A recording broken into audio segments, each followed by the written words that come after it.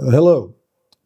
I would like to welcome our international audience to this discussion of a topic which is of enormous significance in the present situation. The title of this discussion is Nazism, Big Business, and the Working Class: Historical Experience and Political Lessons. My name is David North. I'm the chairperson of the International Editorial Board of the World Socialist website and also chairman of the Socialist Equality Party in the United States. I have the great pleasure of welcoming our three outstanding historians who will be participating in this discussion. They are David Abraham, who is Professor Emeritus of Law at the University of Miami School of Law. He was born in 1946 in Antwerp, Belgium, to Holocaust survivor parents. David received his BA, MA, and PhD in history from the University of Chicago. And he is the author of a landmark work, The Collapse of the Weimar Republic, Political Economy and Crisis, which offered a groundbreaking Marxist analysis of how conflicts between different fractions of German capital undermined democratic governance and facilitated Hitler's rise to power. If you're wondering why I am introducing David as a professor of law, when he is in fact such an outstanding historian, well, that's an important part of today's discussion. Some 40 years ago, in the aftermath of a book which was initially praised as being a truly important contribution to an understanding of the circumstances which lead to a breakdown of bourgeois democracy, David came under absolutely vicious attack by a number of historians who set out not only to discredit this particular work, but to destroy his career, and actually drove him out of history. He then turned to law and became an outstanding professor of law, and his work on such questions as immigration retain enormous and, in fact, exceptional importance in the present situation. So we will be discussing with David why his book was so controversial, and why he came under such immense attack, and the political implications which resonate to our own period. I'm pleased to say that David's book is now being released again in its third edition, and within the next several months will be available in a paperback edition, which you will be able to, readers will be able to purchase. Also participating today is Jacques Pauwels. Jacques is a Canadian historian who holds both PhDs in history and political science. Jacques is the author of several outstanding works of history. He is by no means a conventional historian. Perhaps he spared himself the fate of David by remaining an independent researcher, and in that capacity producing a number of really outstanding books. One of them, which is of a great relevance to the discussion we're having today, is this book, Big Business and Hitler, which will be a source material which I will reference several times in the course of the discussion. And also another work, The Myth of the Good War, America and the Second World War, which spent several weeks, I understand, on the European bestseller list. But David's books are not well known in the Jacques' works are not well known in the United States, precisely because he is unconventional and not one who adapts his views to contemporary academic requirements. His books do not receive the attention which they eminently deserve. Jacques will be discussing, and I think adding a great deal to the issues which are dealt with in the work of David Abraham. And the third participant is Mario Kessler. Mario is a historian in Germany and senior fellow at the Center for Contemporary History in Potsdam. He is a historian with a very wide range of interests, which span the history of the communist movement in the aftermath of the October Revolution. He has written major biographies of such figures as Ruth Fischer, a leader of the German Communist Party in the early 1920s, and also of Arkady Maslov. He has written works which strongly critique the policies pursued by the Communist Party, which facilitated Hitler's rise to power in 1933. He has also written extensively on the history of European Jewry, on the question of Zionism and anti-Semitism. And I must say that my own acquaintance with Mario began some 15 years ago when Mario courageously signed a letter denouncing a biography of Leon Trotsky, which had been published by the British historian Robert Service, a book of lies and falsifications. The book was due to come out in its German translation.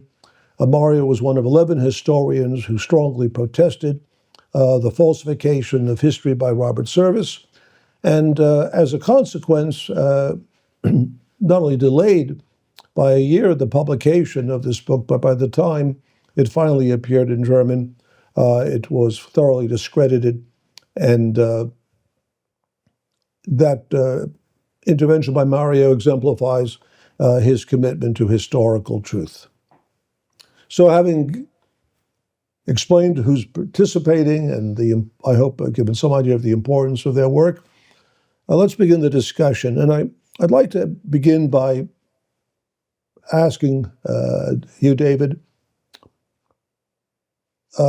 what was this controversy about? And I'll just, to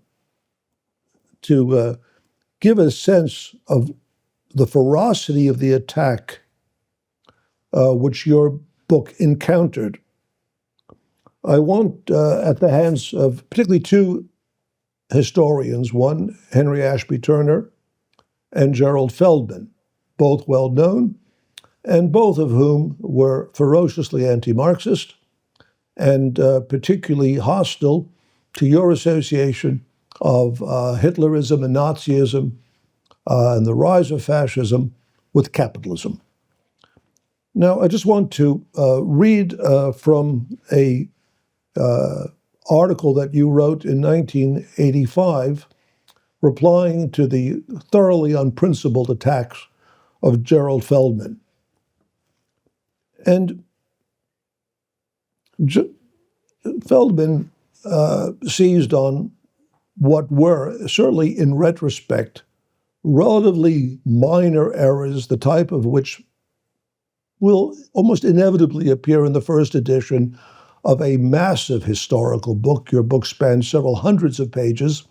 And in the course of writing this book, there were certain inaccuracies, I think fairly minor, in footnoting, in translation of one or another passage, none of which in the least undermined, let alone discredited, the basic thesis of your book. But these errors were seized upon by Feldman and Turner to attempt and actually carry out the destruction of your academic career.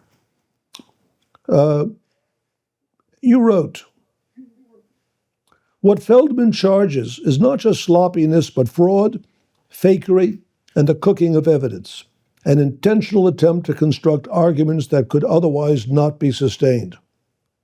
One does not fabricate unless there is need for fabrications. One does not invent unless there is a concept guiding the attempt. One does not misconstrue unless a case could otherwise not be made. But there is no fraud or fakery here. My misconstruals of archival evidence are not tendentious. They do not, as a pattern, help my argument. There is no pattern of deception betrayed by my mistakes. In short, I am not, as Feldman has claimed, a fraud, and there is no real harm done to my arguments by the correction of those mistakes or the reevaluation of particular pieces of evidence.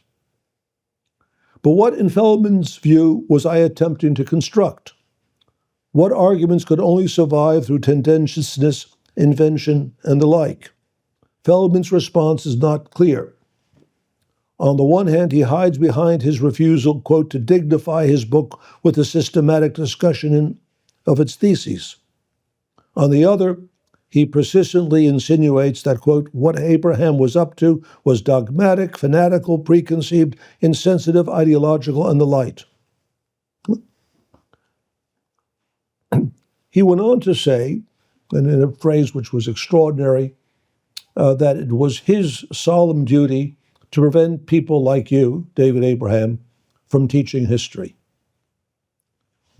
To provide further context, this occurred in the 1980s, shortly after or during the presidency of Ronald Reagan.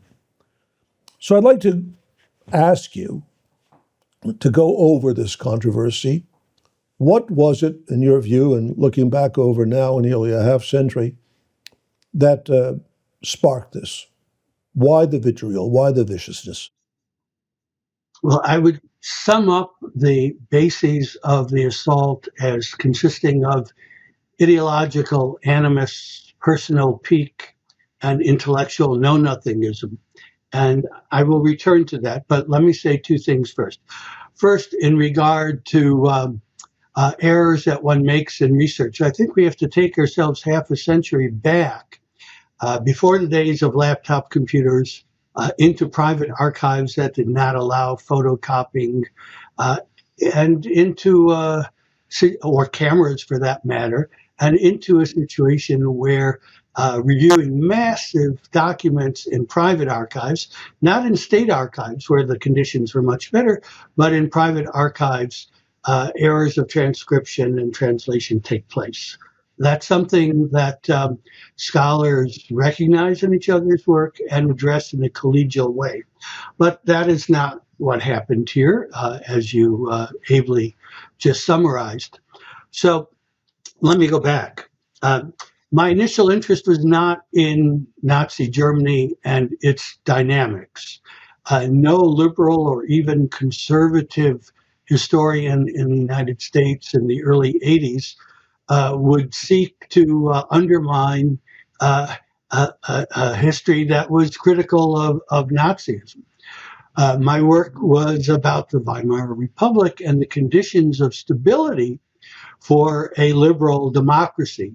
And that is where the raw nerve was touched, because the argument, put very simply, is that given Germany's conditions after World War I, a fragile liberal democracy relied on some kind of tacit cooperation between a weakened socialist movement and more dynamic, export-oriented portion of German industry. But that once the Depression set in, once the socialists proved stubborn in defending their gains, capitalist interests organized to undermine the welfare state that had been created and to destroy the Weimar democratic system. They could not do it on their own because there was no, in an electoral system, there was no majority that traditional conservatives could construct. They found their majority in what I would today call the Make Germany Great Again party, namely the Nazi party. That's where the votes were that could, in an electoral system, enable them to assert their interests effectively. Now, that book was derived from a dissertation, which I wrote in the mid-70s, mid and late 70s, at a time of a certain neo-Marxist scholarly renaissance, the rediscovery of Gramsci, the work of Nikos Poulantzas, the entire series that came to be known as New Left books, now Verso books. There was a real upsurge, particularly among graduate students and younger scholars, of work in that area, which also led to the rediscovery of work by Togliatti, Trotsky, many others writing in the fascist period, Löwenthal, whose arguments had been forgotten or set aside. However, between the time that I researched and wrote that book and the time that it appeared, end of 1981, effectively 1982, we had moved from that period into the era of Thatcher and Reagan. And it did not take long, was not immediate, but it did not take long for opponents on the right to say, well, Abraham blames Nazism on capitalism, blames the destruction of democracy on capitalist interests. At one point, a review of the book in the Wall Street Journal said that Abraham was looking at Thatcher and at Reagan when he discussed the demise of the Weimar Republic and blaming folks like them for it. That kind of criticism is one thing when it appears in the Wall Street Journal. One expects that. But when it is then taken on board by scholars as a form of attack ideologically, that Abraham is a closet monopole capitalismus, the kind of official theory of GDR historiography at the time, that Abraham is smuggling East German scholarship into our Western journals. Personal pique, the initial success of the book, riled Feldman and Turner especially. Turner had been working in this area for quite a few years, had not to that point produced anything.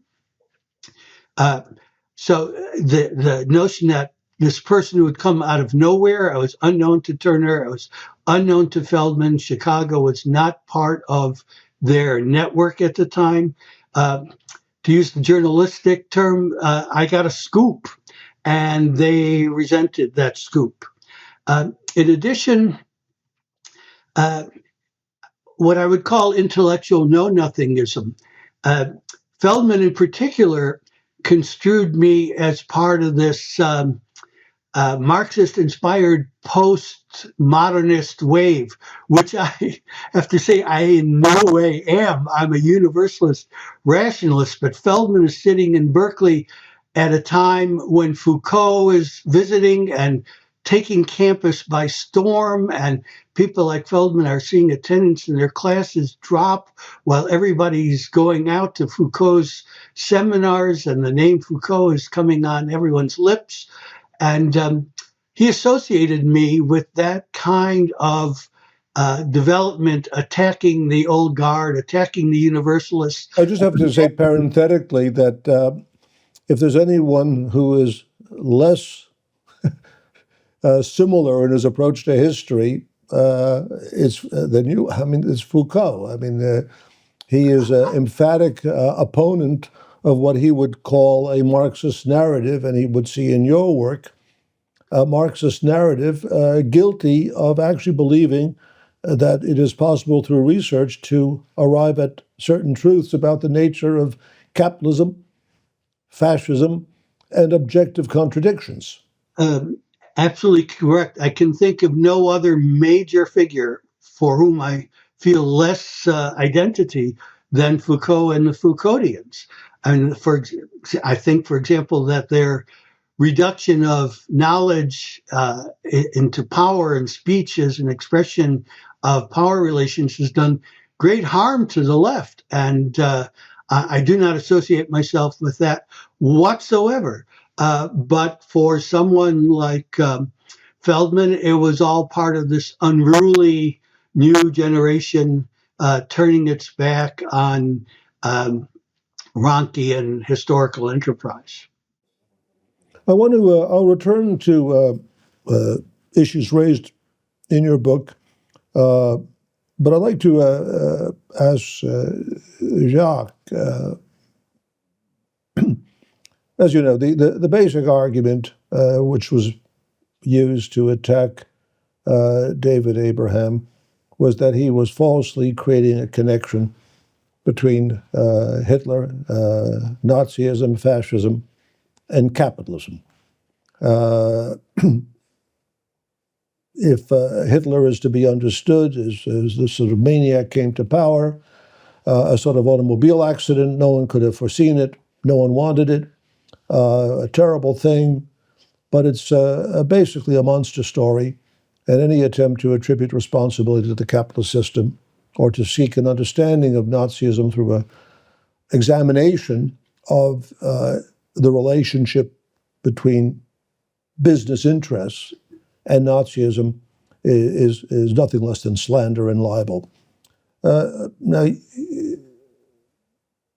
you, I think, answer this very bluntly. And you say, Hitler's so-called capture of power was merely a transfer or surrender of power without the financial and other support of industry and finance, in other words, big business, the rest of the German power elite. Hitler could never have risen to supremacy. Germany's rich and powerful actually offered Hitler power on a silver platter. Would you care to go into that? Well, I think David's original idea was right. I mean, fascism in general, and Nazism in particular, the specific German form of fascism, are basically, you might say, a strategy of capitalism to be used in terms of under pressure, in terms of crises, and also to achieve a number of objectives. I don't think one can possibly argue that fascism was not useful to capitalism. It was very useful. In fact, it was an instrument of capitalism. I mean, I sometimes refer to this idea of the carrot and the stick.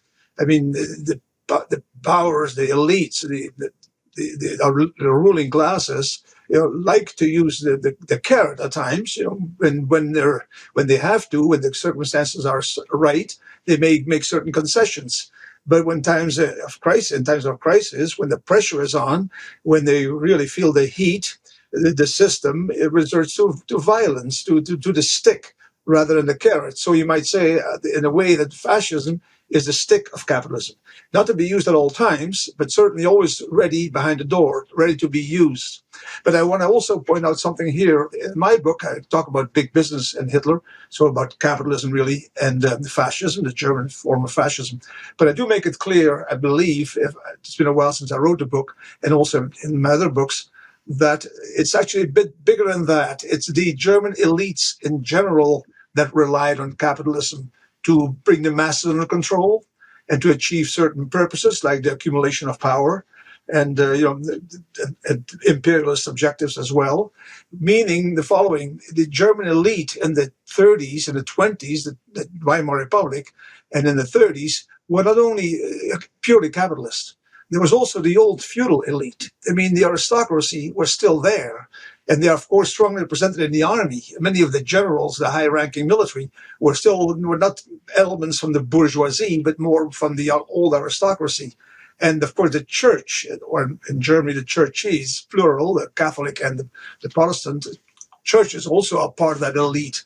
And it's this combination, this fusion, you might say, of the bourgeois capitalists, the old feudal elites, the church, the military, is that whole nexus that really is afraid, scared of democratization, worries a lot about the revolution, the potential for revolution, and seeks to other objectives of their own in terms of keeping or aggrandizing their power and so on.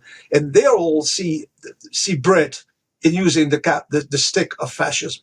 I mean, it's known that, for example, the Catholic Church in Germany supported Hitler fairly early on, and no sooner did Hitler come to power than his rule was legitimated, so to speak, by the Concordat that was concluded by the Vatican with Hitler's government, thereby giving Hitler a lot of prestige and basically making him look legitimate and acceptable in the eyes of many Catholics. But before the First World War, within the German elite, the aristocracy was the leading element, and the bourgeoisie was the junior partner.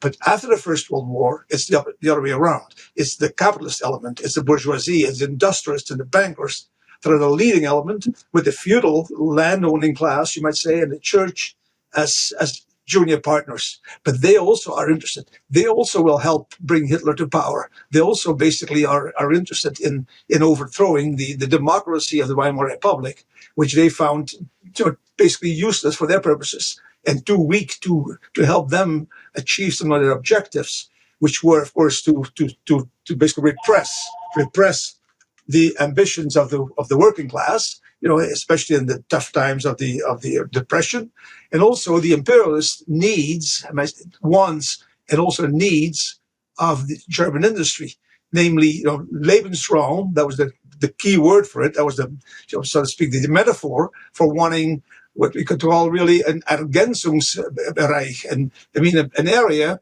which would for Germany be what India had been for Britain, and what the Wild West, the conquest of the Wild West, had been for the United States economies. A big area where German industry could get the raw materials, the agricultural products, the petroleum, and so on that it needed.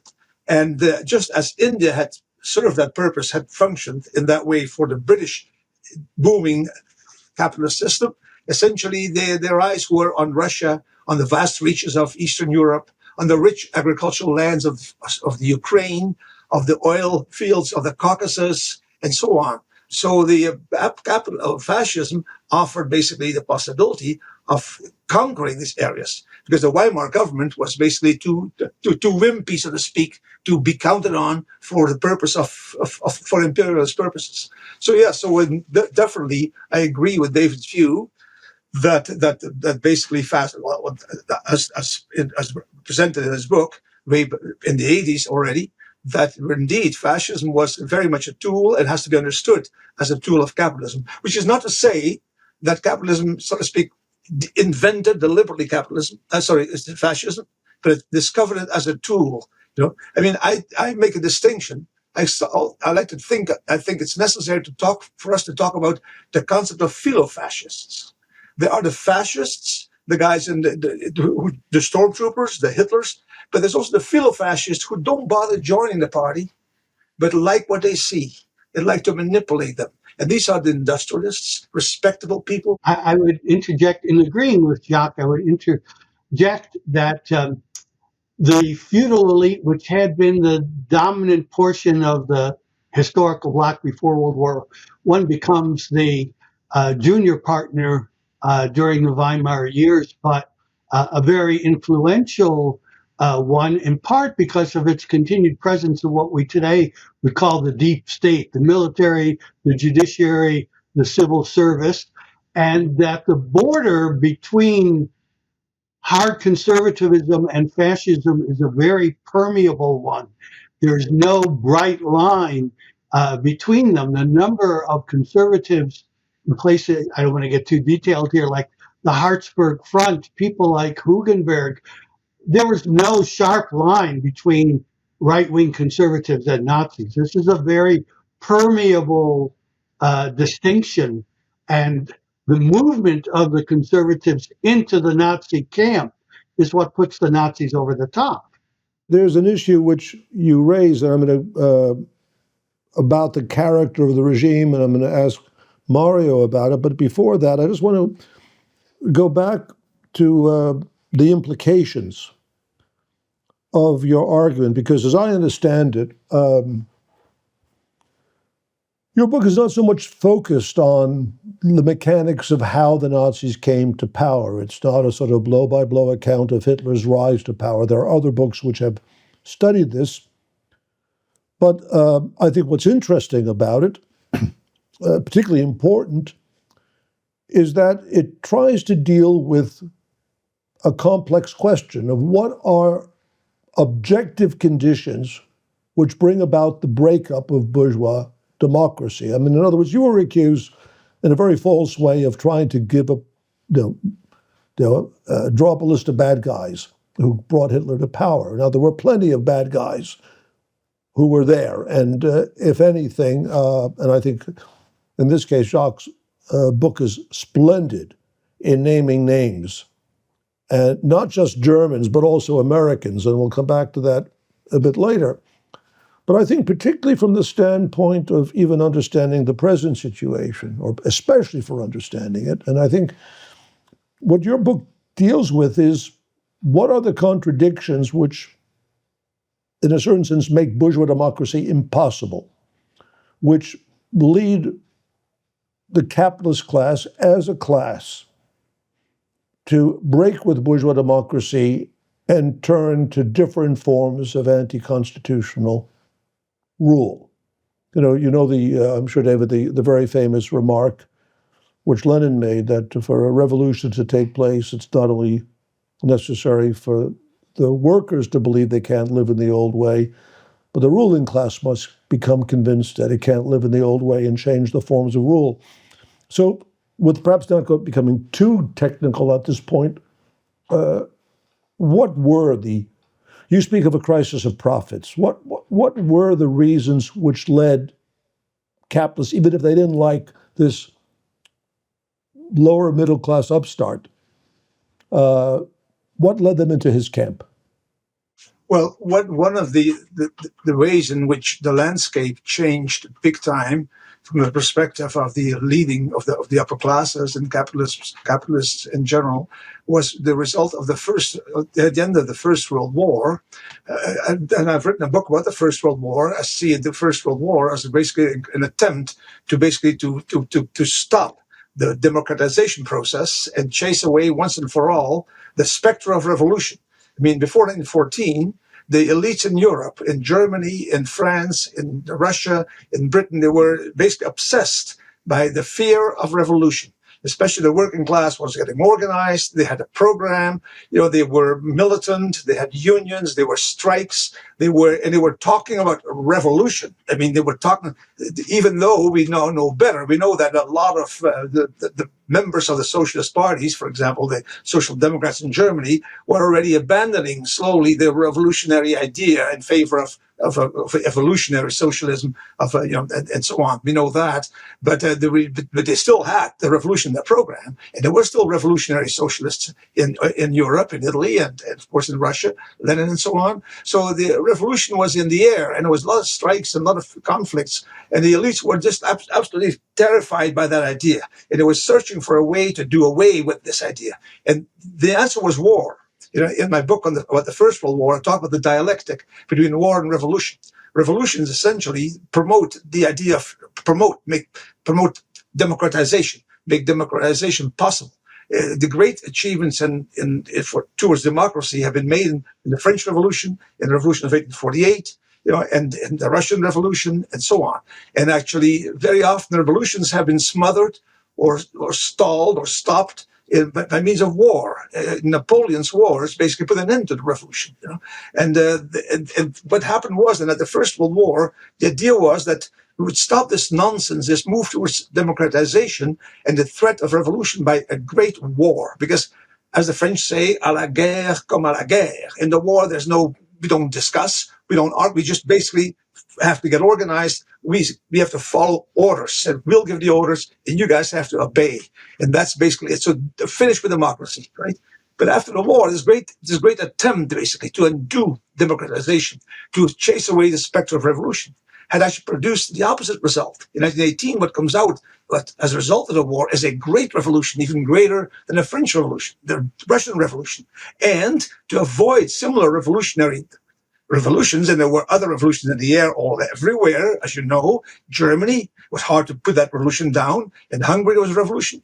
And what most people don't know is that there were revolutionary situations in Britain, in France, in Belgium, and elsewhere. And the only way that the authorities, that the elites thought they could prevent this revolution from happening was by making concessions, basic social concessions like the 8-hour day, and even political concessions like basically the widening or the universal suffrage. And they had to make those solutions to avoid the revolution. And that meant that the systems in Western Europe, not only in Germany, for example, the Weimar Republic, but also in Belgium, Now, these elites now had more democracy than they had before the war. They had got now what they actually had hoped to avoid once and for all, to get rid of once and for all, a democratic system. So they had to work within the context of the elections. Like David just said, they were very unhappy that they knew they couldn't, with their traditional parties, they couldn't get majorities. In Germany, the traditional conservative and Catholic parties, they couldn't get the majorities, especially since a lot of people had high hopes for socialist change, revolutionary or not, for the benefit of the ordinary people. So the elites, the capitalists, the landowners, they just didn't like that system at all. There was in Germany, David will know that, there was this sort of this Heimweh, this nostalgia for the good old, the alte Kaiserzeit, the good old days when we had a tough government that didn't know none of that nonsense with democracy, no votes for ordinary people who didn't know anything anyways, right? Let me elaborate on that a little bit. So the historian Arno Mayer used to frequently invoke the notion of the 30-year war from 1917 to 1947. And within that 30 years war, there is an ebb and a flow that gives us the New Deal. It gives us Nazism, gives us Italian fascism, number of other phenomena.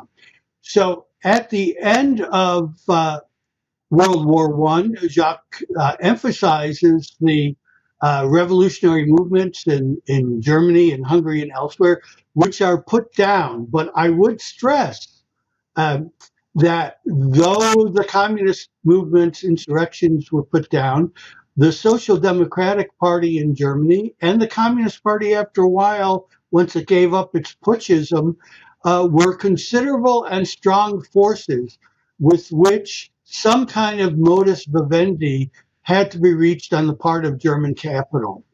And they did this in two ways. One is that capital took advantage of the situations on offer. So the reparations that had to go to France and England were part of an international financial cycle that also involved massive American loans to Germany, which a part of German capital was able to use to modernize production. The interwar years are the great years of rationalization and Taylorism and Fordism, to modernize part of German industry, chemicals, electronics in particular. And those industries, I wouldn't say put aside, but they put this class struggle on the back burner for a while in order to build up their profitability in the international positions. Other portions of German industry, which were more domestic market oriented, more dependent on labor exploitation, mining, steel, etc., together with the old rural elites that Jacques pointed to a moment ago, were not able, either on the basis of the organic composition of capital in their industries, nor on the basis of their location in international markets, to take part in that kind of compromise. So I argued in the book, and I still think this decades later, that between roughly 1925, after the inflation in 1929 or 30, German capital was dominated by its liberal export fraction. But come the international economic crisis and the death of Stresemann, who was the liberal capitalist who kind of was the umpire of all of this, that the tables turned and the more right-wing domestic fraction, which called itself autarkic but was actually interested in the Großraumwirtschaft, in the imperialist expansion into the east, they took over. And that's the turning point when German capital went from this very tenuous reliance on the social democratic and Catholic working class vote to this new make Germany great again movement, the Nazi movement. And that took a couple of years, 1931 and 1932, to work out, but by the end of 32 it was a done deal.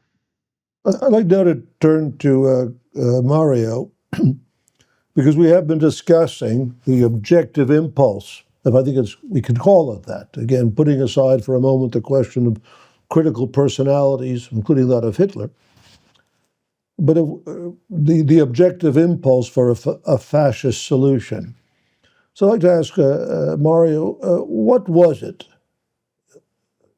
that the Nazis sought to achieve? And Trotsky, in defining in his great writings between 1930 and 33, warning the German and international working class of the enormous danger posed by fascism and opposing the suicidal sectarian policies of the Communist Party with its line after Hitler us, of social fascism, and also the suicidal policies of the social democracy who simply refused to accept the enormity of the Nazi danger and hung on to the Weimar state.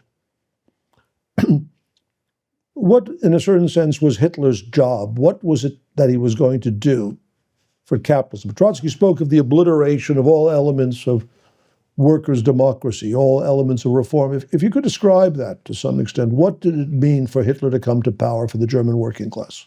Let me explain this in a bit wider context, and I go direct to David Abraham's discussion. Well, first of all, Hitler as a person was possible only in an atmosphere of a general brutalization of an entire generation after the First World War, and this was especially true in Germany, the loser of the war. This military defeat led to a willingness to accept the most reactionary slogan. This was obviously true in the years of inflation, and even more so during the years of the global economic crisis. In addition, and this is very important, the hate figure of Jewish Bolshevism, which combined the fear of a socialist or a communist revolution with the racial anti-Semitism of Germany of the turn of the century, mobilized the masses and proved the most important means of agitation, as did the step in the back moves, which tried to extempt the German army from the causes of the defeat. Then, second, it was Hitler's mission to win the working class as a mass basis. We have to know that the Nazi Party never succeeded in making a consistent inroad into the working class during the Weimar Republic. In no election in the Weimar years did the Nazi Party achieve an absolute majority of the votes. It achieved its best results in July 1932 with 37.4%. But the workers, and particularly the workers in the big cities, namely Berlin, Hamburg, and Leipzig, remained strongholds of the working class of the two workers' parties. Yeah,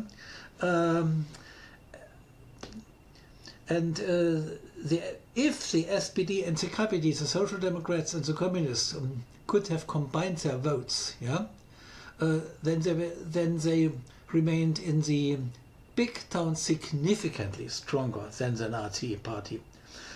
And Hitler was not elected Chancellor. He was appointed to this office by President Paul von Hindenburg, well, without a parliamentary majority, because in the last three elections the Nazi Party had 33%, which are 33% too much, obviously, but this was still not the majority. The third point is that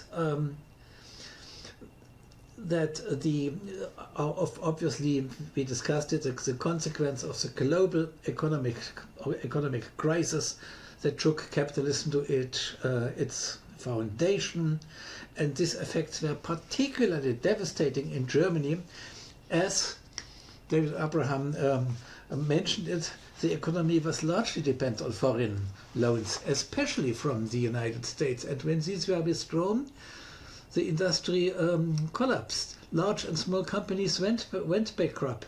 A significant portion of the middle class fell into poverty and were, in their own understanding, degraded to the working class. And it was Hitler's task, to prevent that these would go, that these strata would go to the social democratic or to the communist party. And of course, and we have experts who know much more than I, the welfare state was dismantled in the interest of big business, and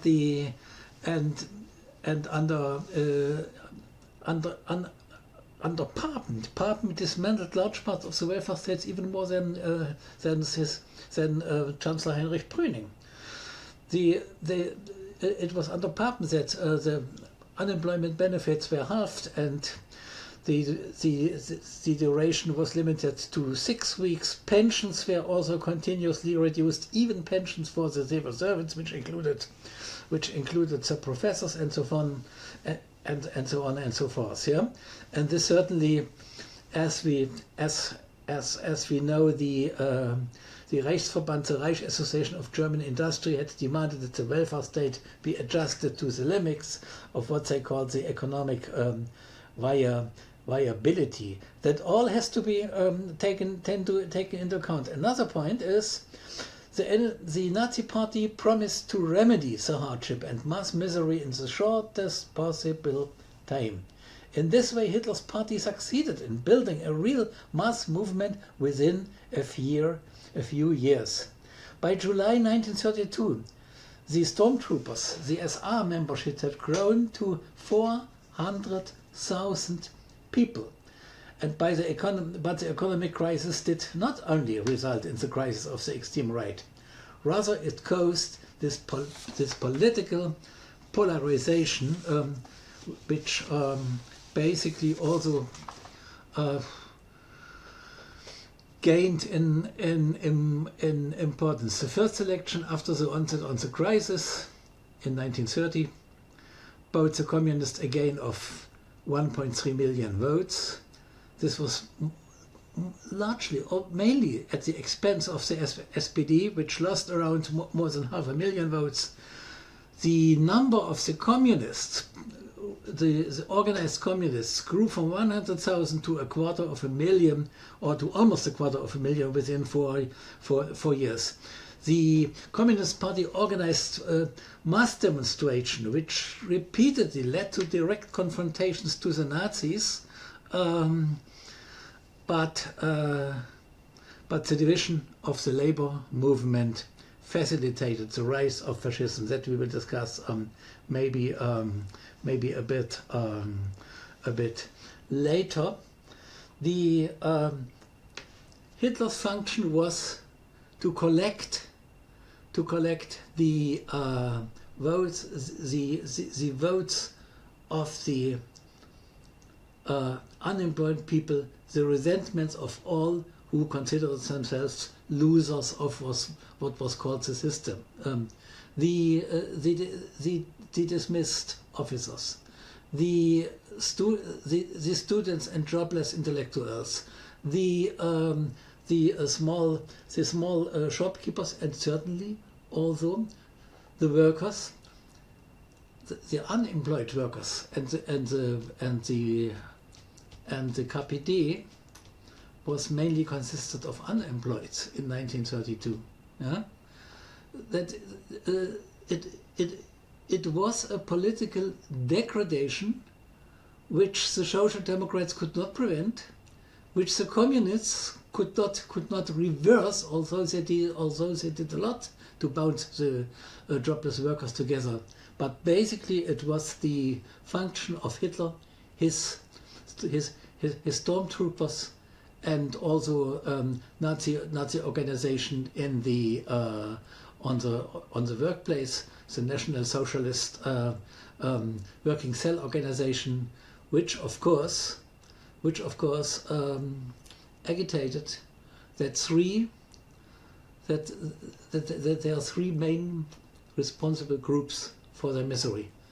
One what was called the unproductive capital, which was certainly not the decent German industrialist who worked for his workers, but the Jewish money maker, the Jewish moneylender, all this. The second, obviously the Bolsheviks, the communists coming from Russia, undermined European civilization, and the third was certainly the system, mainly the Social Democratic Party, which was basically the consistent party of the Weimar Republic. And it is no coincidence that when the last Social Democratic Chancellor was dismissed in 1930, that precisely after that the Nazis started an ongoing agitation against what was called the corrupt Socialist Republic. They called the Social Democrats Socialist, and the Social Democrats, or not all, but most of them, were passive enough to tolerate that Chancellor Franz von Papen dismissed without any resistance the Social Democratic government of the state of Prussia. Prussia was the largest state of Germany, which had 60% of the population and more than half of the territory of the whole Germany, and was until then a stronghold of the Social Democratic Democratic Party. And when the Social Democrats basically capitulated, they had their own paramilitary organization, the Reichsbanner, which and the umbrella which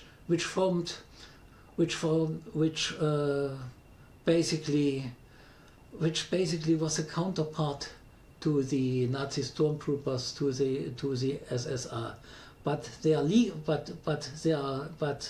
legalist conception prevented them from offensive policy against the Nazis. A few words about the KPD, about the Communist Party? Yes, because Hitler, I see Hitler's personal. Mein Kampf is not a very readable book, obviously, but it's a book which every historian about fascism should read, particularly the first chapters, in which he observed in Vienna, in Austria, in the Austrian capital, two important enemies. Both had to do with the Jews. One was the organized working class, and the Austrian social democracy, I have to say, is not.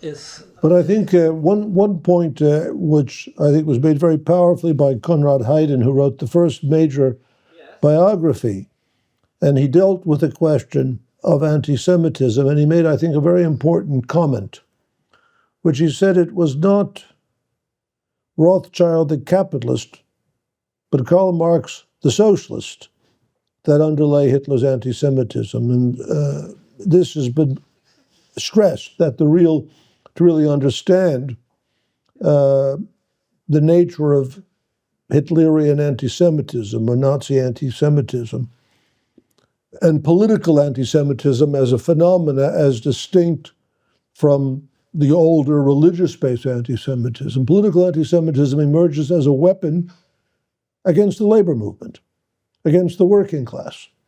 And that, in that sense, and I know that Jacques references this point, Goldhagen, in his description of Hitler's rise to power, attributes it to some sort of genetic characteristic of Germans. Germans hate Jews, which of course was immense slander. And I think it's one issue which is immensely important as we consider the present situation. In Germany, there was massive popular opposition to Hitler. As you've already pointed out, Mario, Hitler never achieved a majority. In fact, in the last election before he took power, between the election of July 1932 and November 1932, there was a massive loss of votes. Some 2 million votes were lost. And in fact, Hitler was in deep crisis, and as often was the case, when he was in deep crisis, Hitler would finger a gun and said one shot and it's all over. And in an editorial which appeared in the Berliner Tageblatt, the major liberal newspaper in Berlin, on the 1st of January 1933, there was an article, an editorial type article, which had Adolf Hitler, yesterday's man.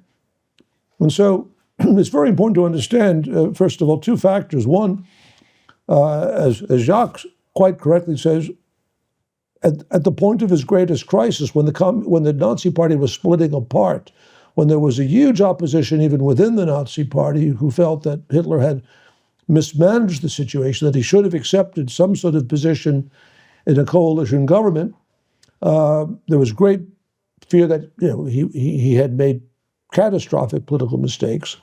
It was at this point that he was brought to power in a conspiracy involving actually a handful of people. Hindenburg, of course, who was probably the last to come aboard, von Papen, Hindenburg's son, Hugenberg, and so on.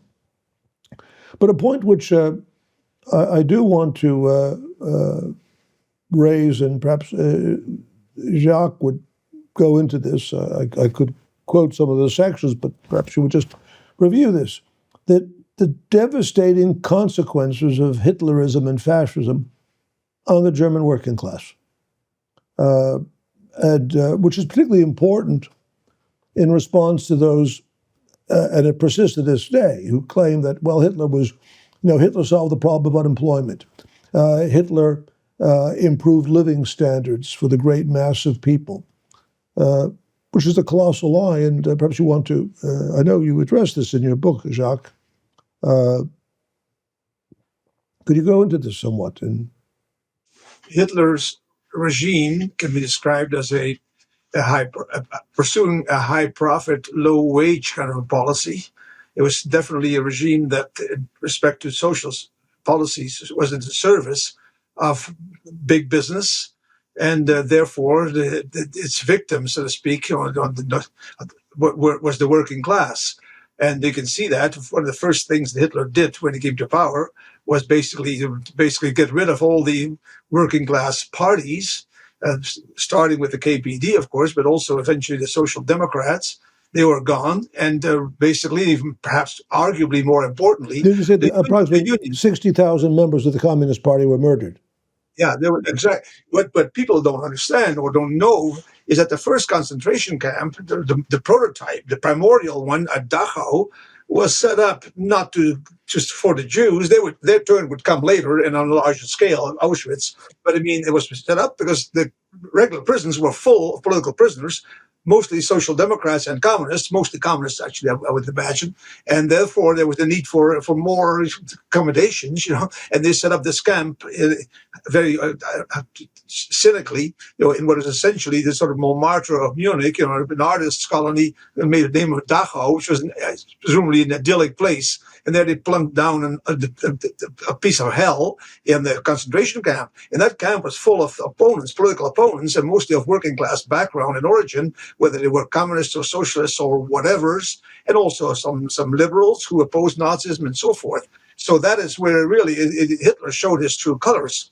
A party, the leader of a party that was supposed to be a socialist party, was actually made it very clear that he was not going to take aim as those people who basically believed in true socialism of whatever variety, namely the working class people.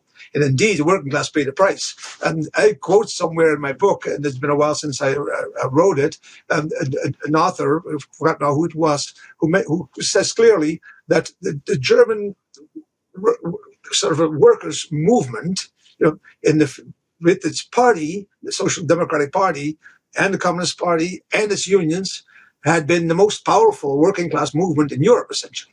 Basically the great example for other parties in Belgium, the socialist parties. They were all very much inspired by what happened in Germany, also the unions, and it had achieved an enormous amount of progress already. They had forced Bismarck to make concessions in terms of, say, minimum wages and pension plans, and you name it, that basically announced a kind of welfare state that would come, of course, only later. But I mean, in comparison to, say, France and Belgium and other Western countries, the working class was much better off already in the pre-World War I era.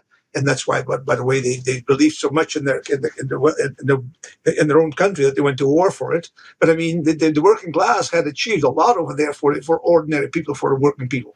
And of course, then after the war, because of benefiting from the fear of revolution, and in spite of the revolution in Germany being put down, they still squeezed concessions out of the elites. And that the Weimar Republic was one of the most democratic countries, not only politically, but also socially in all of Europe. So basically, you might say the working class in Germany was number one in all of Europe. And Hitler basically emasculated that whole movement. I'm going to make this a little bit more complicated. It is undoubtedly true that the Nazi regime destroyed the KPD, the SPD, the trade unions, all working class initiative. But we also have to come to terms with the fact of how a regime turns its victims into its supporters. And the loyalty that the German population showed to the Nazi regime, even after the war went south, war started going badly, is something that we have to come to terms with. And there are different ways to do that. One is to say that there was some kind of deeper ideological affinity that most Germans shared with the Nazi regime. I don't think that's true. Another argument that we have heard coming from scholars like Götz Ali is that the Nazis pilfered all those countries that they conquered, starting with Jewish property, but then also with other property, and that the German population, until deep into the war, benefited materially from Nazi conquest, Nazi pillage, Nazi rape and destruction. And I think, particularly if we're going to start thinking also about the contemporary situation in the United States and elsewhere, we have to think about how a regime turns victims into supporters. And it is not enough to say, although it is absolutely true, it's not enough to say that the Nazis destroyed the German working class movement politically and socially. They did, but the people were still there. And somehow, starting perhaps with the Blitzkrieg victories, but for one or more reasons, victims were turned into supporters. I'm going to call on my comrade, Christoph Vandreier, who I failed to properly introduce, but he is the national chairman of the Socialist Equality Party, Sozialistische Gleichheitspartei in Germany. But in answering this, because David, I disagree with you on that point, I do want to quote a passage from Jacques' book, where he addresses the claim that, well, didn't Hitler give full employment to the population?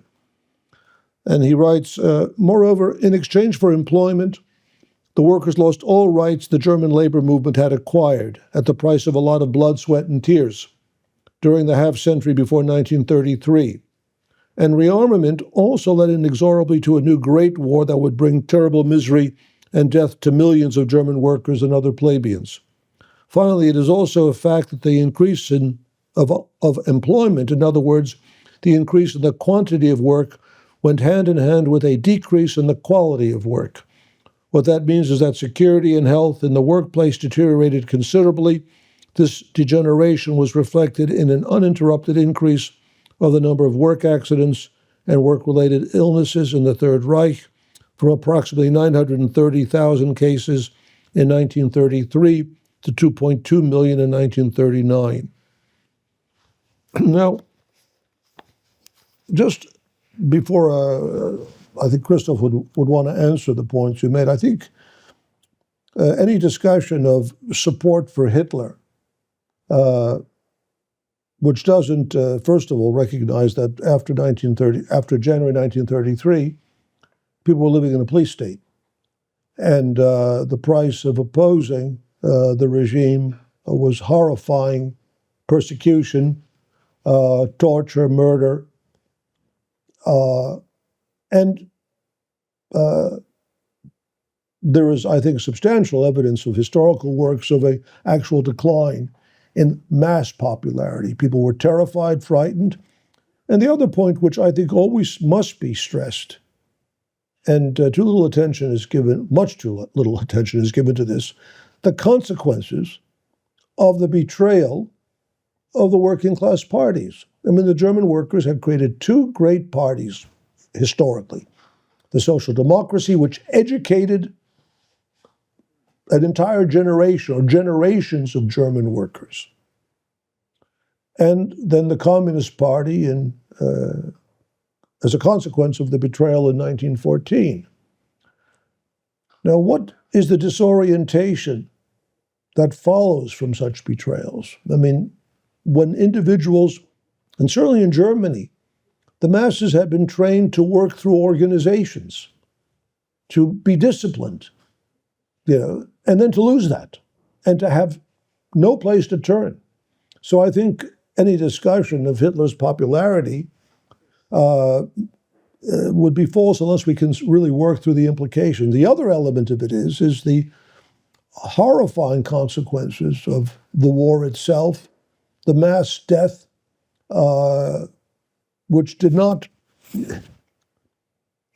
create conditions of general catastrophe for the German working class. So I don't disagree. I don't disagree with any of that. But all domination requires three things: force, fraud, and consent. You cannot rule simply through force. You cannot rule simply through fraud. You do not rule simply through consent. There is a mixture of force, plenty of force. Using the secret police to spy on people, threaten them, their families, etc. All very real. Fraudulent things like Kraft durch Freude and these bogus kind of programs for German workers. But there's also consent, and we have to come to terms with how that consent is established, not only in Germany, but everywhere. I'm not trying to deny any of the things, David, that you or Mario or Jacques has said about German workers after January 1933, but we also have to include the question of consent. We'll come back to that. Well, Mario, and then I'd like to ask Christoph to speak to this. But Mario, go ahead. Christoph, you want to go first? I mean, I can make some points, and if you want then to add more, do so. I mean, I think it's that's of course a very important discussion when we talk about the relationship of the working masses to the Hitler regime, and I think first of all, when we talk about the different, of course there were changes also in the working class. The regime had a different effect on different layers and different in smaller cities than in bigger cities and so on. We can discuss and look at a lot of points in this regard. But I think first of all, fundamentally, we have to see that the repression of the Nazi regime didn't decline over the time. It was not that they had the first wave of big repression and then it became more liberal or something like that, but quite the opposite. With the war, the repression was much higher. You had, I mean, at the beginning they imprisoned the communists, then the social democrats, the trade unionists. In the 40s, it was enough to tell a joke to end up in a prison cell or in a concentration camp. It was not the case that somehow the regime created a broad consensus that made the repression no longer necessary. No, it was a brutal and repressive regime, and the regime had to repress the working class in order to wage war again, and also in order to put into practice the Holocaust. I think that Mario can talk more about this. Thank you. I want to go. I want to go back to the year 1933. What David said. Betrayal. Betrayal is a hard word, yeah, for the policy of the two working class parties. But one must say the capitulation of the two strong parties, yeah, basically they, for the seen from the outside, they disappeared almost without a whimper. This was not essentially true, but this was this was an effect. It's created. The German working class culture was divided. The cultural organizations were divided. The communists created their own organizations in the late 1920s, following the senseless Stalinist doctrine of social fascism, which means that the social democratic worker are the essential enemies before the Nazis. Yeah, but anyway, when the the collapse of the labor movement, that facilitated also the Nazi purge of the progressive culture of the Weimar Republic, which had an enormous impact, yeah, on, let's say, on liberals, on educated conservatives. The mass migration of Jewish and non-Jewish writers, artists, actors, actresses, yeah, basically that broke the backbone of progressive Weimar, or of what was progressive in Weimar Germany. And here I must say the doctrine of the theoretical foundation, yeah, of social fascism was provided by the Comintern and by Stalin. And according to this thesis, fascism and social democracy were not antipodes, but were seen as twin brothers, as Stalin wrote.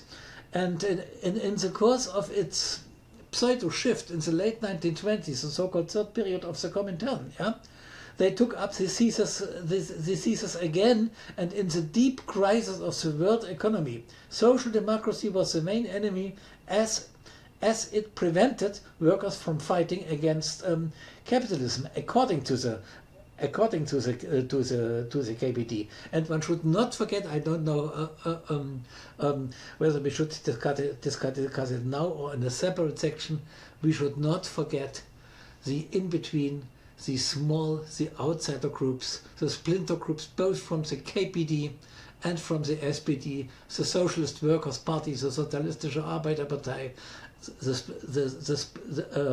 the radical wing of the SPD, and certainly the Trotskyists, the Lenin Bund, the Communist Party, party opposition, and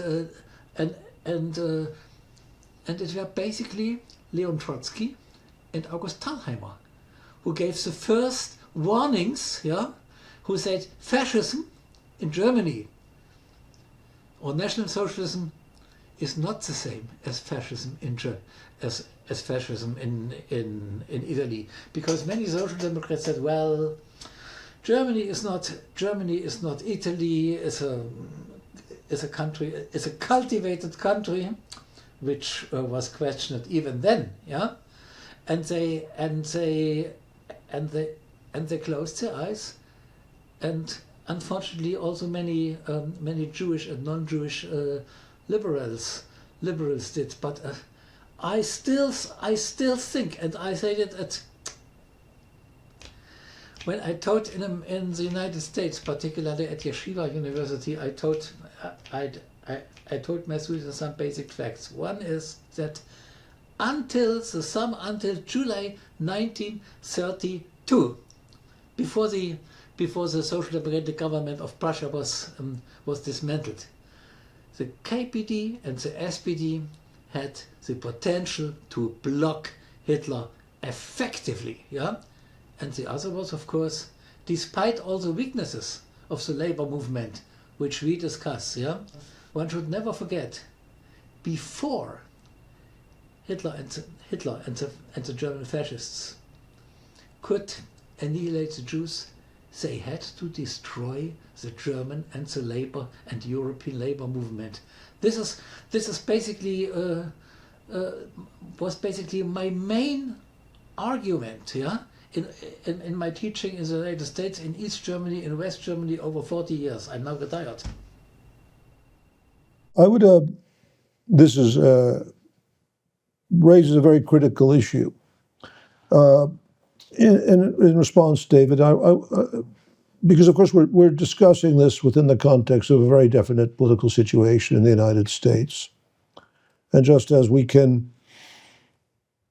all of course examine history in order to help us understand the processes through which we are passing, how they emerged and how they developed. It also can give us certain insights, really, into, if we look at the present situation, what accounts for the absence of organized political opposition in the United States to Trump. Now, no one could argue that he is massively popular. I mean, there is enormous opposition, enormous hatred, contempt for Trump. And yet I think it could be said, and I think going back to your own book, because I think it's relevant to this discussion, what Trump has certainly demonstrated, or what this whole political situation has demonstrated, is how politically unprepared the working class has been for this situation, how totally unprepared the intelligentsia, to the extent you could even talk about an intelligentsia in the United States. That is, we touched on Foucault, we touched on the type of political theoretical conceptions which have existed over so many years. Or to sum up, the anti-Marxism that has made it impossible, almost intellectually illegal, to examine the socioeconomic basis of any political phenomena, to discuss class interests, which therefore creates a situation where there is no orientation out, and I'm going to say outside of that which our own movement is trying to advance, that is to explain historically the basis of Nazi movements, of fascist movements. But it seems to me, when you, going back over a long period of time, your book was the victim of the beginning of a really significant intellectual counter-revolution, which deprived academics, scholars, and removed from public discourse any examination of the contradictions of capitalism and the basis upon which Nazism emerges or fascism emerges and becomes a threat. And this is a problem which really needs to be directly confronted, because if we talk about the present situation, and here I would ask you perhaps to, I'd be interested to hear what your views are on this.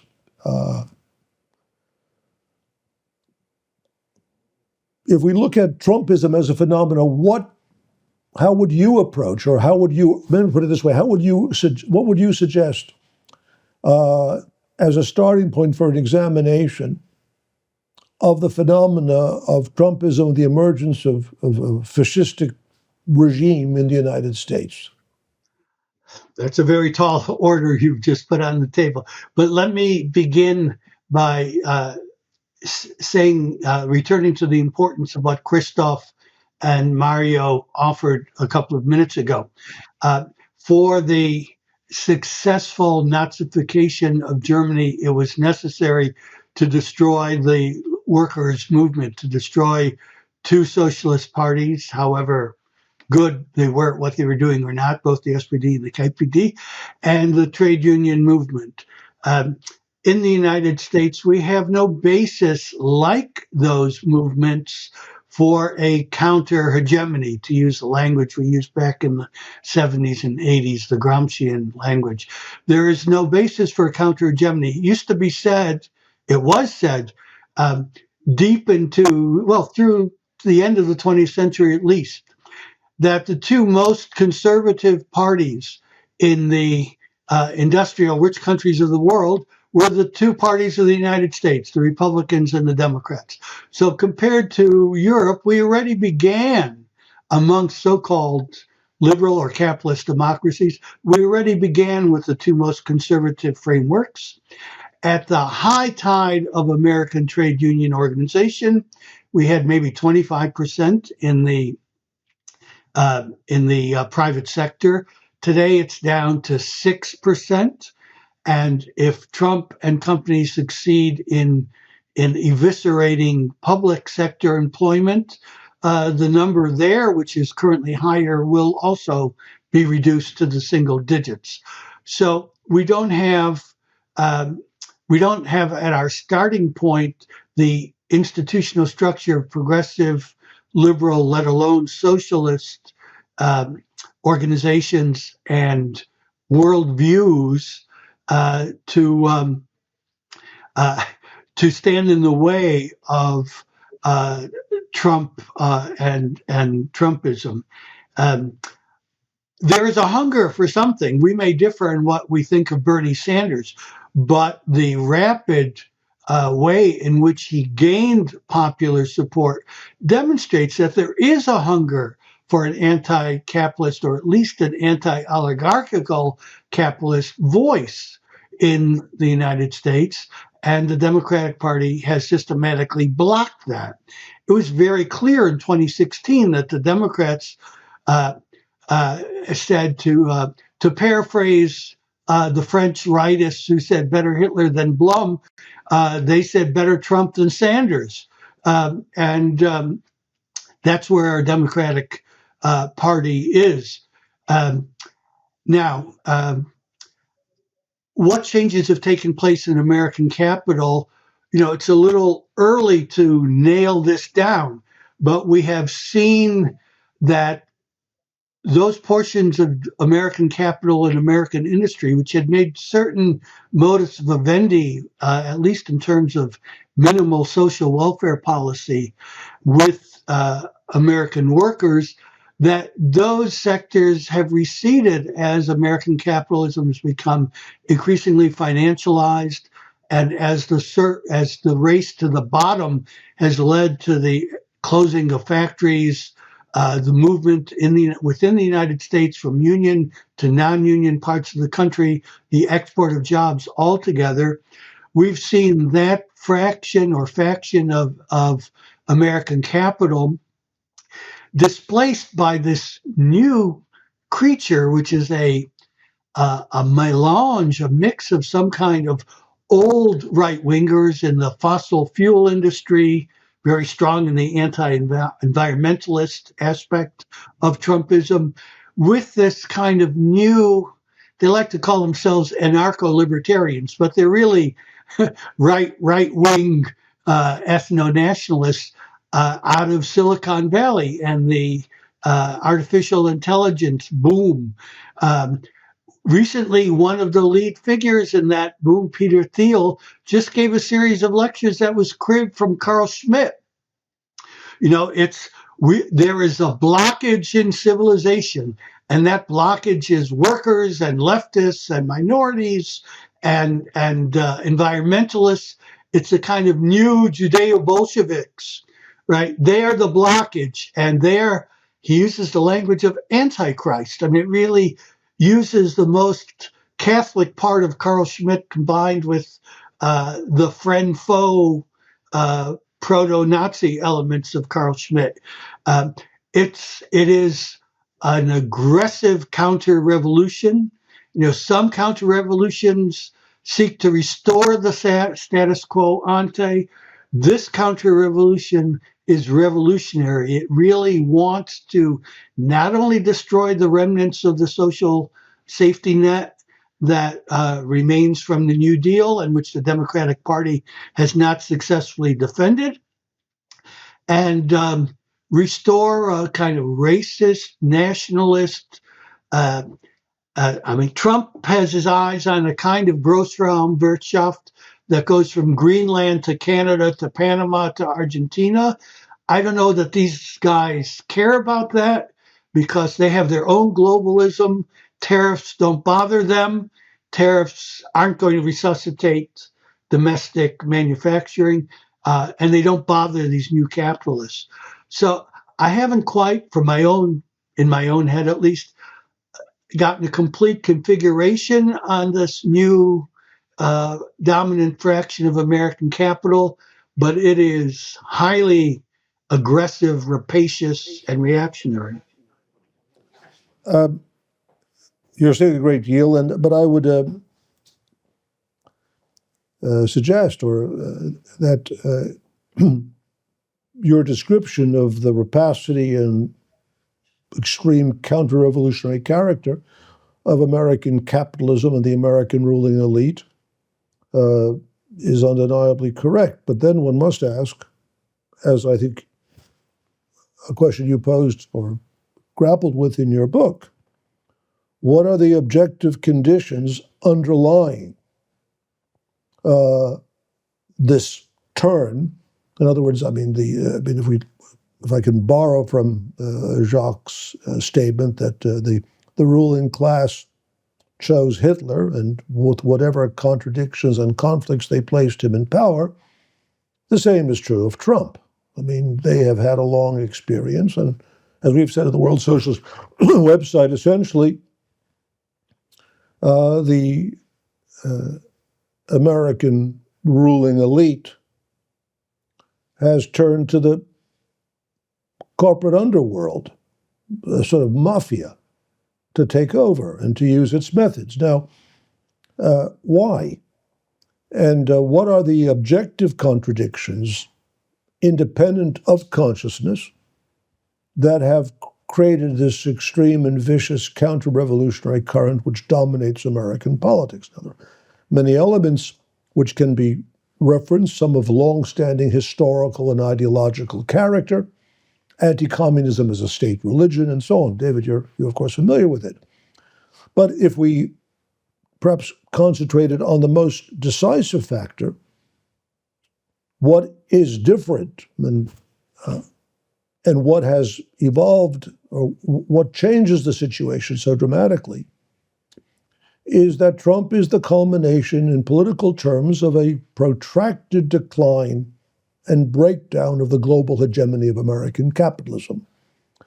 Just today, or the last week, we've seen the price of gold tear through $4,000 and seems to be headed toward $5,000. To put this in perspective, 53 years ago, when the Bretton Woods system ended, and that was the global financial system which established in 1944-45 the dominance of the US dollar, the price of gold was fixed at $35 an ounce. And that was its price until 1971.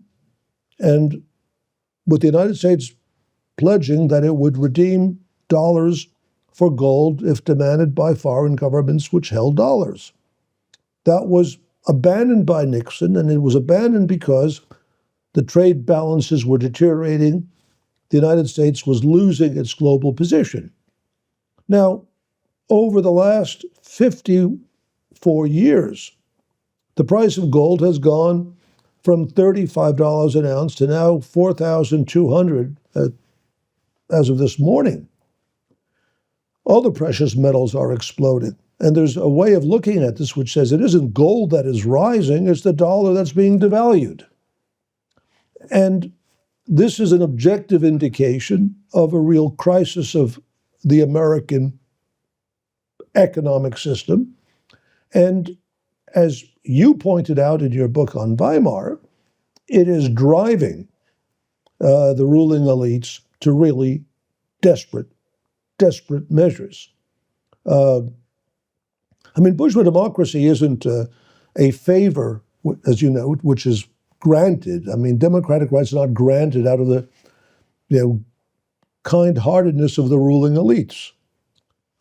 It becomes a necessary means and a favorable means for realizing capitalist interests. At a certain point, right? You agree? At a certain point, that becomes impossible, and different forms of rule are required, and the turn of the gangster. And I now just also want to raise this point about orientation. And, Trotsky's had a very wonderful comment. He says, force not only conquers, it also convinces. And substantial sections of the ruling elite, of the intelligentsia, the middle class layers, adapt themselves. They accept these changes. But the reality is that the working class really cannot. It's faced with either it fights or it dies. It's destroyed. And since you've raised the question, and I know we would get into a long-standing argument or discussion on this, talking about the political situation, you mentioned Bernie Sanders. I mean, those who are familiar with it, and as Sanders is, as someone who has some knowledge over many years of socialist politics, he knows very well what he's doing. The basic problem of the socialist movement has always been, how do you break the working class from the dominance of the bourgeois parties, particularly the Democratic Party? It's been well said. The Democratic Party is the graveyard of all progressive movements. We knew that in the 1960s. You were a bit ahead of me in years, but by the mid-1960s, more and more there was a recognition that the Democratic Party, its liberal wing, was a barrier to all serious social movements of the working class. But now we're in a situation where the basis of that, the economic basis for the type of reform policies which the Democratic Party once represented, is now gone. The Democratic Party is a party of the CIA, the intelligence agencies, and I think the last election, it received more votes from people who had over $200,000 annual income than the Republicans did. They have no social program, and the Trump has exploited demagogically the frustrations which go unanswered. But we have to pose this question. Do objective conditions, now emerging, create the possibility for a revolutionary orientation?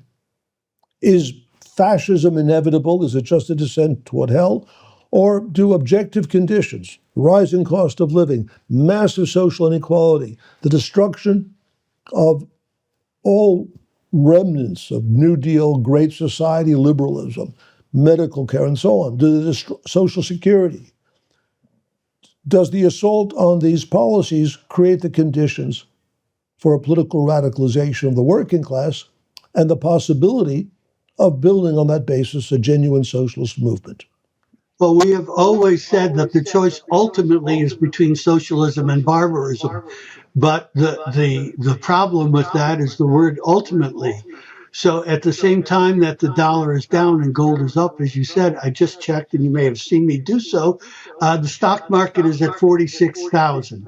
So part of American capitalism, despite the decline of American worldwide hegemony, which China just makes absolutely clear every day, parts of it are enjoying a gangster's holiday. And this whole crypto business is emblematic of the gangsterism and the hucksterism of the current dominant group within American capital.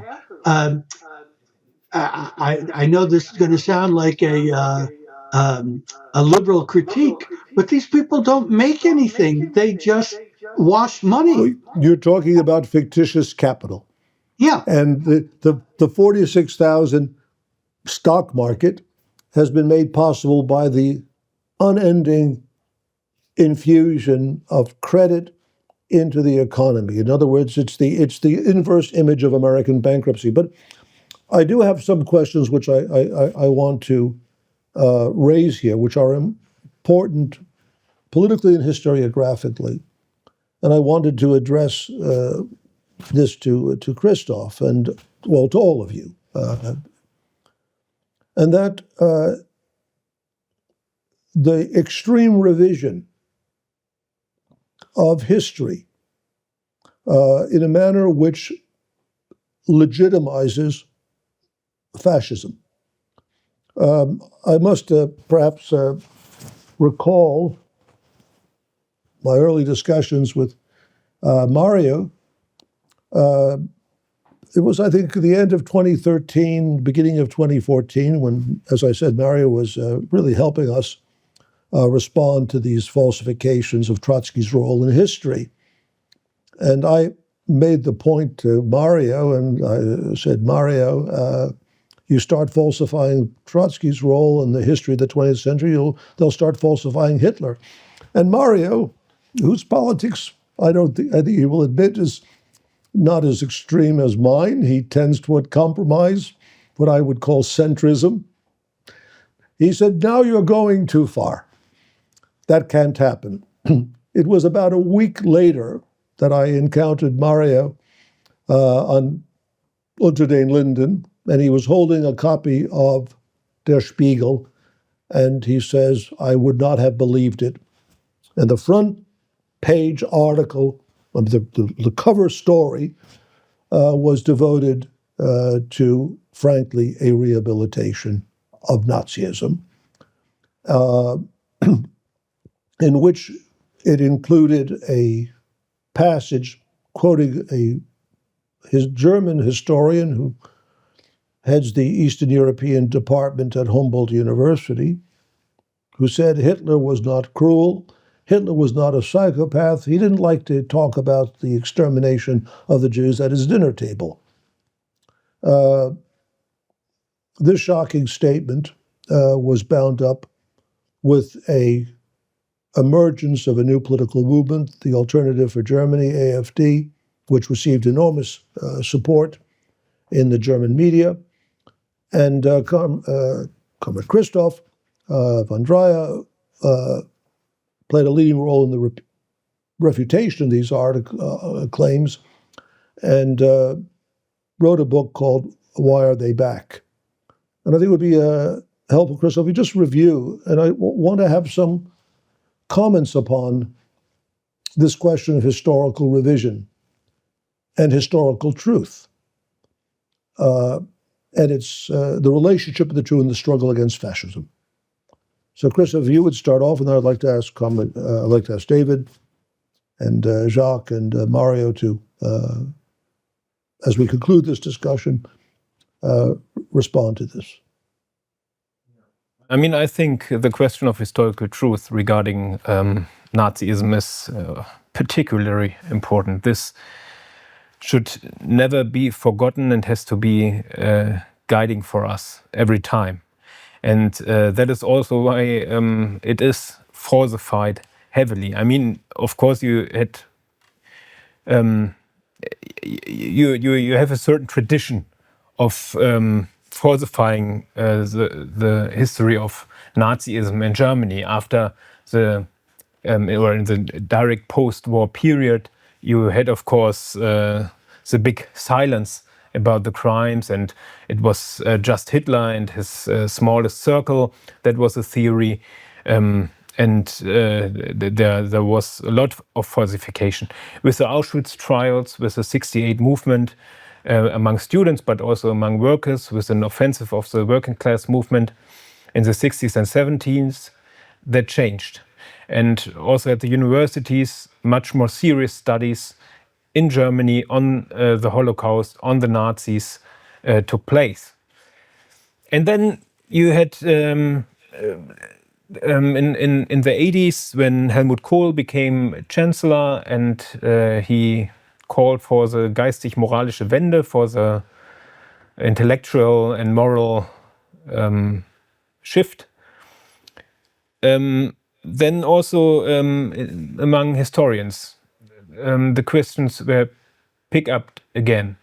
And you had the Historikerstreit, the historian debate, where Nolte formulated most prominently the position that the Holocaust was just a reasonable answer of the Nazis to the violence of the Soviet Union. I mean, Nolte was at that time refuted by many historians, by other scientists, and it was clear that was an attempt to whitewash Nazism, to rehabilitate Hitler, and it was refuted and repudiated. And 30 years later, this article Dave just mentioned appeared in the biggest news magazine in Germany, The Spiegel.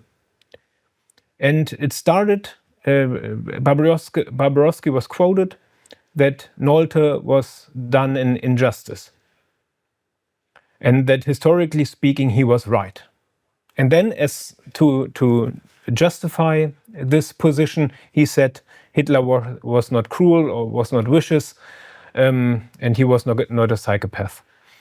And he also said in this article that the Holocaust was not essentially different from shootings during the civil war in Russia. So shootings in an armed conflict, he said, is basically the same than the industrial killing of 6 million men, women, and children. So he deliberately tried to rehabilitate Nolte and brought forward this extreme positions on Hitler. And it was not an accident. We then studied his books, his work, and he systematically tries to trivialize the Nazi crimes. For example, he said that the war of extermination was not planned. I mean, it was actually planned at his university, among others, at the Humboldt University. But he said it was not planned. It was a response to the warfare of the Red Army. So it was a very deliberate attempt to trivialize the Nazi crimes. But even more significant than this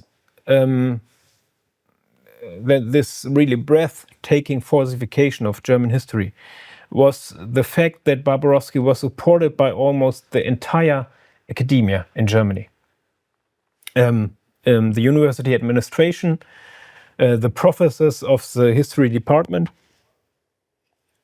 most of the media, and politicians from all parties in the German Bundestag stood behind Barbarowski when he was criticized by students for his trivialization of Nazi crimes. And there was a clear logic to this defense, I think. And it goes very much to the heart of our discussion today. I mean, today you can really say in Germany, such positions as were brought forward by Barbarowski are part of the mainstream.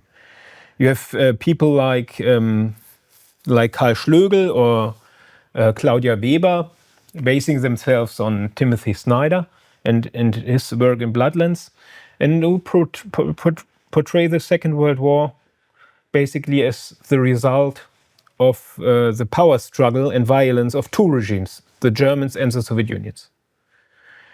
And this kind of minimization of German war guilt is really not far removed from Hitler's own propaganda of a preventive war against the Soviet Union.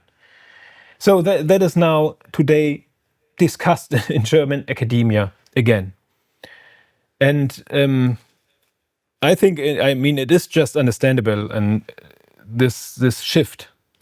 When you look at also the developments, the political developments in Germany, because what we now discussed about the US and about Trump is also true for Germany. You have a situation, you don't have a Trump in Germany at the moment. Merz is at least a little Trump, but you have an extreme shift to the right. You have a rearmament program of 1 trillion euro, which you really just can compare to the rearmament of Hitler and the rearmament before the First World War. And that is financed by war credits of an enormous sum of 1 trillion. It's financed through social cuts. And you have here really a government that is openly stating that they are doing this rearmament to be able to win a war against Russia within 4 years. So basically a new 4-year plan. And yeah, so what Dave said about the crisis of capitalism and how the developments in the US are caused by this, that is also very true for Germany. And I think you can see it in this type of historical falsification that is taking place. I mean, Hitler was not cruel. This statement, the Holocaust was not different to shootings during the Civil War. Such statements were unsayable, and now they are part of the mainstream here. And it was, when I can end with one observation, it was the case actually that, within the academia, within the political parties, most of the media, there was support for Barbarowski. But among students, among workers, we got a great response for our campaign against this, for our books, for our meetings, and so on.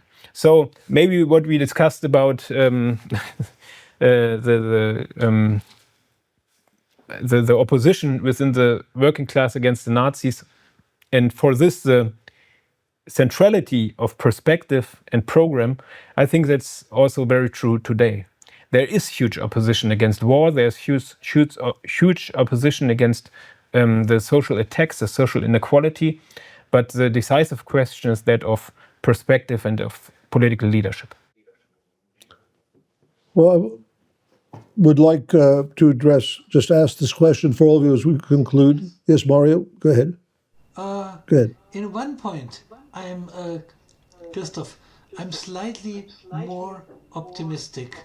The German Historical Association in the last 6 years, let's say,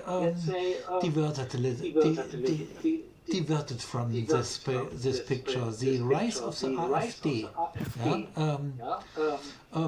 created considerable opposition among my professorial colleagues, and I'm not talking about social democrats and my few Marxist colleagues. I'm also talking about liberals who ask themselves, shouldn't we have said things a little bit earlier? So that's a margin of hope, but I would not underestimate it. Well, let me then pose the question to David, and then to Jacques. And basically, your views on the responsibility of historians in this period and the significance of historical truth. David, you look back over the obviously enormously significant experience through which you passed, which is now can be seen not as an individual, merely an individual experience, however devastating it was for you personally, but clearly was an episode and a significant episode in the crisis of intellectual thought in the United States and therefore of political thought. So how do you see now the relationship of historical truth and political awareness? Well, one outcome, if I go back for a moment, one outcome to the um, episodes involving me was a divergence amongst graduate students studying Germany and Europe generally away from political economy toward culture, language. When the speaking, going back to Foucault and others, it became a kind of safe harbor to start talking about gender and sexuality and ethnic identity and other things where one could be on the side of the angels, that is to say, progressive in some identitarian way, while avoiding the tough issues of political economy. So, as one now deceased social democratic colleague used to say, the right captured Washington, the left captured the English department. So, the energies of the left in academia left issues of political economy in favor of culture, language, and related issues. I don't mean to say that the people writing those books were being frivolous. They certainly were engaged in issues that were important to them and not irrelevant to society as a whole. But the study of political economy by the left is only now, in the United States at least, only now beginning to return to history departments, sociology departments, political science departments, even law. There's a new generation studying law and political economy is a very hot area of research.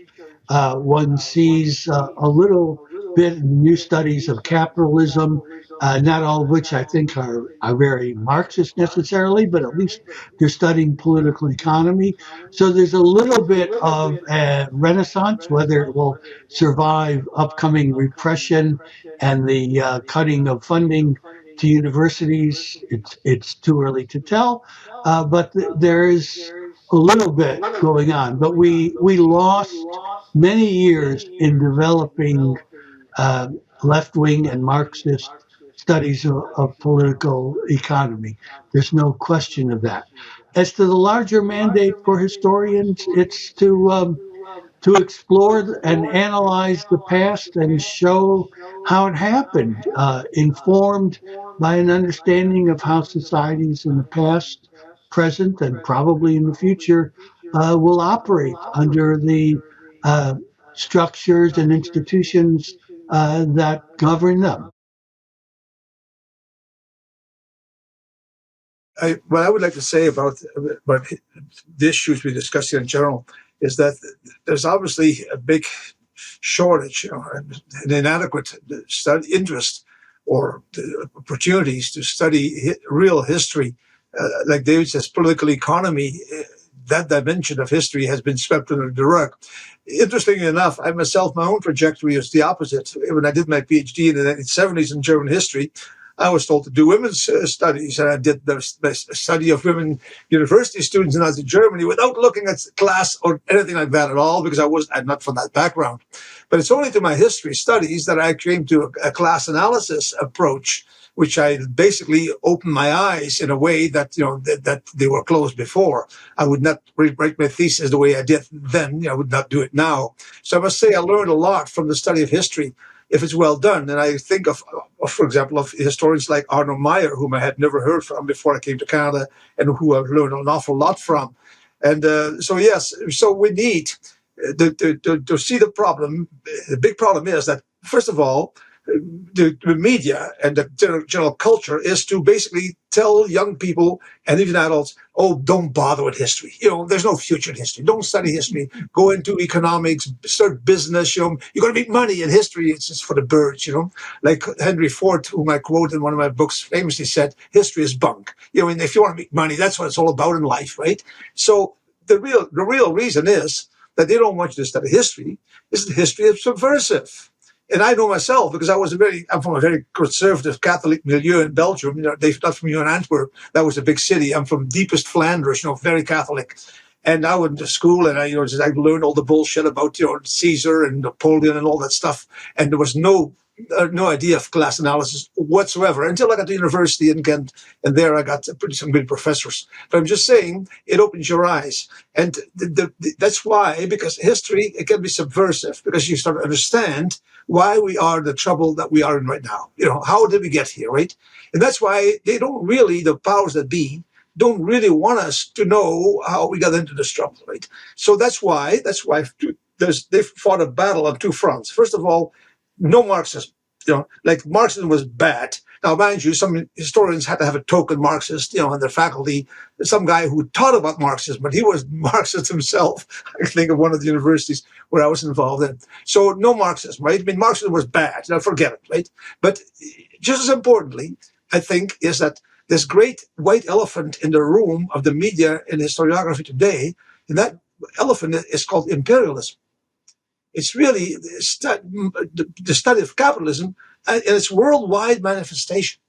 I mean, I was brought up, and many of us were brought up with a Eurocentric view, right? I mean, things happened in Europe and, of course, overseas Europe, the neo-Europes that the United States is, that Canada is, Australia, and so on, right? But I mean, the world has evolved ever since the late 1800s. Capitalism has gone worldwide, and imperialism is a capitalist manifestation of it. And Lenin famously wrote in his pamphlet book, small book, but in 1916, I guess it was published, on imperialism. And I think it's crucial for us to understand that what's happening now it must be understood in an imperial context. And I'm thinking, for example, today, or in the 1920s, for example, there was a fear of revolution. And that revolution seemed to be sort of at home in the Soviet Union. And then basically the powers that be, the elites, the upper classes, saw fascism, especially German fascism, as a way to basically to wage war against that revolution. Today it's different, because today worldwide there's the powers that be, capitalists, if you want, the elites. They still rely on a fascist-like kind of movement, Trumpism in a way, to wage war against a revolution. You can see that, and that revolution today is not at home in Russia; it's at home in the third world, in the global south. I mean, for example, look at what's happening with Venezuela now. These gunboats heading for the South Caribbean. That's part of the struggle to wipe out any revolutionary movements in the global south, because essentially there's more potential for revolutionary change in the global south than in the Western world, in Europe or in Canada here or in the United States, where people are still mostly, in spite of all the problems, pretty happy the way things are, and looking down a bit on the third world and the global south and so forth. So I see what's happening, the developments in the States now, not as a form of fascism as such, but certainly similar in that it's the fist that's going to be used to defend, to promote the interests of imperialism, of capitalism in the international scene abroad, and also to repress any potentially revolutionary movements that could be bad examples. And of course, the big bad example is China, because China is the one part of the global south that basically escaped the clutches of the West, so to speak. So that's seen to be a big threat, just as at one point the Soviet Union was a big threat, because it embodied the revolution. So I think that's important that we understand, with the imperialism. We should maybe reread Lenin in that respect. And all too often, most in the Western world, imperialism seems to be something that, the British Empire, that was the imperialism. Napoleon, that was French imperialism. But I mean, we should understand that today imperialism is very an international phenomenon that's basically part of capitalism. It is capitalism worldwide. And of course, it has its centers of power, and still in the United States mostly. Also in Europe, countries like Germany play a role in it as well, subordinate role, the junior partners of the metropolis. So I think it's very important that we study history, that we promote the study of history, that we promote the class analysis view of history, and I'm talking about the media now, how we can do that, and in teaching. And how we produce also the study of imperialism as a phenomenon, as the present day manifestation of capitalism in its international context, with fighting the potential revolutions and promoting in a crude sort of way, the interests of capital in general. So that's just a thought I had. Well, I want to thank you all for participating. I would just conclude by saying that I think it's significant that this meeting began with a discussion of a book that was witch hunted out of existence 40 years ago. But we're talking about it today, and I'm sure this is a book that's going to find an enormous audience. What is so striking about our period, or this long historical experience, is that somehow as we discuss the tragedies of the 1930s, we are not only talking about the past, but we're really discussing the present. The same issues, however profound the changes in many respects, but the same issues, the same social forces are present today. The language we use to describe what is taking place is a language which would have been familiar to our grandparents, was the language they were using, because the problem is essentially the same. And so we discuss this because the question is, on the basis of these experiences, will the progressive forces of humanity and the great massive component of those progressive forces is the working class, will it absorb and learn the lessons and utilize the lessons of the past to act upon the political situation in the present? And I think that the importance of a theoretical insight, as opposed to a purely impressionistic response to one disaster after another, is that an understanding of these contradictions, however complicated and how unapparent they may be to the superficial observer, they are working to create, they're not just leading inexorably to disaster, they're also leading to the possibility of a revolutionary solution. Jacques and Mario have spoken of the First World War of 1914. And as you know, that in the immediate aftermath of 1914, there was a tremendous level of despair over the outbreak of the war with all its tragedies. And yet the very contradictions which produced that war also produced the October Revolution. War and revolution were different responses by different classes to the same objective contradictions. And so I think if we look at the present situation, I would say the following in response to the question of imperialism. I think that in the future, if things work out as I hope they will, historians will look back at the past and see that the great difference between the 2020s and an earlier period was, first of all, from the standpoint of an examination of political economy, the extraordinary globalization of the productive forces, that we live in a world of global production networks, the integration of world capitalism, and with it, the integration and unification of the class struggle. Events are not just unfolding in the United States, they are taking place on a world scale. Every event is a moment of world history. The working class is objectively connected by the fact that commodities are the product of a global process of production, and that will manifest itself in new forms of organization and political struggle. Also, the great power which rescued capitalism in the aftermath of World War II, when all of European capitalism was discredited, American capitalism, that force has expended itself. Yes, it has a great capacity for violence and criminality, but as a progressive force, it's played itself out. It is in crisis. And here, its impact on the consciousness of the American working class will be profound. I mean, it was in his famous epical article written in the early 1900s, Werner Sombart asked the question, why was there no socialism in America? Why was there not socialism in the most advanced capitalist country? And he said, the wealth of American capitalism.